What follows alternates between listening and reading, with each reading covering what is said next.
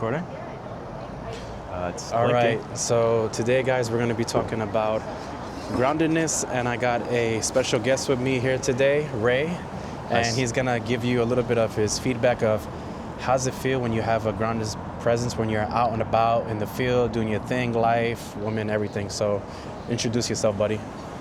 Yeah, my name's Ray. I'm one of Dee's students. I've been in the program since almost day one, and I've known Dee for quite a while, even before he had envisioned this entire online coaching when he was only doing in-person coaching. Right. And a big thing, we're on a cold winter day today, so trying not to shiver. Right, just bless you guys with a little bit of street wisdom, you know what I'm talking about? Yeah. Okay. I think that the topic today, though, is groundedness. So it's so trying to keep my teeth grounded. I think a big part of being grounded as a man is you need to be calm under pressure. I think we talk about that as one of the pillars. Right. And you'd be surprised. People think, oh, it's easy to be calm, right? But it's like, when you're like keyboard warrioring behind your screen or whatever, it's easy to be calm. It's very difficult when you're a man trying to interact socially in today's environment to remain calm. It's kind of like your nervous system betrays your feelings on the inside, right? Yeah, and we all like to think of ourselves right. as calm, but you kind of like get exposed in a way. Yeah, and what I mean by like when you get exposed is just like now that the playing field is a bit different. As I said, how men became feminine and women became men, plus dating apps and the oversaturation of the dating market, guys have just became like borderline fucking pussies, or like they're not used to like just going up and talking. And it's kind of sad that in today's day and age, like being social and putting yourself out there is kind of like weird. Some people still say they want it old school, to go up and talk, but like the new norm now is to like sit on a fucking toilet and Hinge, Tinder, Bumble, whatever, and just match. And it's created like a dystopia of like people who just don't know how to socialize anymore. Yeah, I think everyone loves the idea of being social in person, but then like we talk about groundedness, everyone kind of gets too nervous talking to a stranger. It's, we'll call that like what is that situation from? It's like we're kind of distrusting of our neighbors now, so you kind of get nervous talking to someone new. Right. We're all under financial stress, so it's like kind of hard to keep your head on when you're trying to perhaps even like impress a new person. So it's kind of easier these days, and also like our social skills have just atrophied in general with the pandemic, and kind of kids have grown up being completely digital and just don't know how to handle the in-person socialization. And when you have all those factors coming together, it's like we all love the idea. Like we love the idea of having a great in-person interaction. But when it comes down to it, those are few and far in between these days. So people, say they love it, but they end up, just going back to scrolling TikTok or it's like commenting on social media. The generation of like fucking like brain rot, bro. Everybody's like borderline. They have like a 2-second mind span of like a fly. Just what's the next dopamine hit? So if you was to describe now that you've been working with me for a bit and you've witnessed it on your own, what is groundedness to you as you go out there and try to work on your confidence, meeting the woman that you want to meet? Well, groundedness is almost a form of leadership. You need to be able to hold your calmness, hold your power without you kind of like blowing up and being too, right. Scattered when things aren't going your way, or, trying to hold yourself back, right? You're not expressing, you're being too robotic because you're afraid to express yourself, you're afraid of being challenged. It's going out there and, firmly, showing your intent, showing some boundaries, taking what you want from the world rather than just, sitting back and like hoping things that go well, and then kind of like blowing up when things. And remember aren't how going your like way. it was funny how you actually thought like this was some like magic woo-woo shit because you would watch me and be like, how the fuck is this attractive ass woman talking to this dude out of nowhere? Yeah. Or like I'll be dressing like I'm from Uptown or something. Or like no matter how I am or what I'm doing or like how I'm looking, it's just my presence bring that energy, and you can see like how she's feeling that energy. How would you describe that? Yeah, it's because it's so, I see it now, it's so rare to see a man who's actually like out there and calm, and it shows up in your body language, right? You're not like kind of jumping all over the place, like, people rushing this way and that, and you're kind of there as just like rock.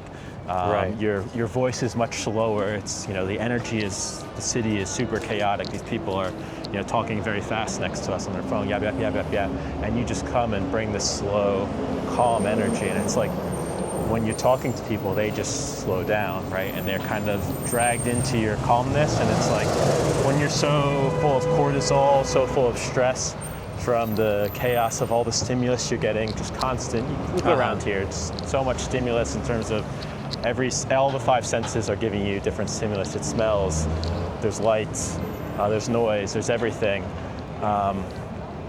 Once you have someone who's just like so calm, it like reminds you that you feel safe. You feel safe, and that creates that magnetic aura of just wanting to be around that lover and that protector. And as we talked about it, that is intrinsic value. A lot of guys think like, it's my money, my status, my looks, but that's not going to make them feel what a true man is. That's a different kind of attraction, and usually that kind of attraction, I would say, is transactional versus internal attraction of you being a man. That is the most genuine, highest form that she can feel for you, and the most realist one where it can actually be something long-term and meaningful. Yeah, I think ultimately it's about you need to as a man, your job is to make the woman feel comfortable, because you could be the most high value guy. You could have all the looks, you could have all the money, you could be the social, you could be like the Elon Musk of the world, right? But that's only one aspect of her emotional feeling towards you, is how much of value she feel you had. Just as important is how safe do you make her feel. Right. And like as much as women say a lot of things, and they often say, I want a guy who makes me feel safe. Like that is one of the things that they say that actually is true. And how do you make them feel safe? It's through your grounded presence, right? That's a guy very true. who's kind of all over the place doesn't really make a woman feel safe in her presence. But a guy who's calm and has that grounded presence that we're talking about, that's what makes a woman feel safe. Right. If you can do that and make her feel high value to you, she'll kind of like emotionally submit to you. It's a kind of, and that's the man to woman dynamic that we're talking about. Have you ever had a glimpse of that beautiful moment where you were just on point and she was ultimately like in awe and more attracted than you than usual when you will go out confidence training with me? Just like those random spur moments where you're actually owning who you are as a person. Yeah, you see it when she sees you have enough value, through your masculine body language, through whatever value I intrinsically bring. And when she feels comfortable enough with you, she'll just submit to you, and you say, let's go walk this way, or let's go grab a drink of coffee. She'll just automatically say yes. It's subconscious. She's emotionally submitted to you because she feels safe around you, and she feels your high value.